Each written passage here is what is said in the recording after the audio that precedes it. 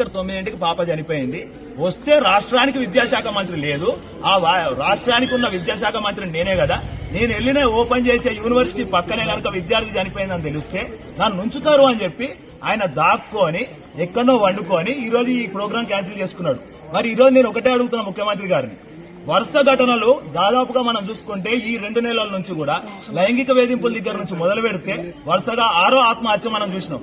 మరి 6 ఆత్మహత్యల మీద ప్రభుత్వం గాని, ఇంటర్మీడియట్ బోర్డు అధికారులు గాని, లేదా దీనికి సంబంధించిన విద్యాశాఖ డిఐఓ గారు గాని ఎటువంటి చర్యలు ఎందుకు తీసుకోవట్లే? లేదా ఈ కార్పొరేట్ కాలేజీలు అన్ని కూడా ప్రభుత్వానికి గాని, ఇంటర్మీడియట్ బోర్డుకు గాని సపరేట్ గా ఏమైనా జీతాలు వీలు పే చేస్తున్నారా? మీకేమైనా వీలు పే చేస్తున్నారా?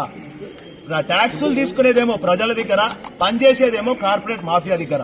వెంటనే మేము ఒకటే డిమాండ్ చేస్తున్నాం నవ తెలంగాణ విద్యార్థి శక్తి నుంచి కూడా, ఇప్పటిదాకా జరిగిన 5 ఆత్మహత్యలతో ఇది 6వ ఆత్మహత్య.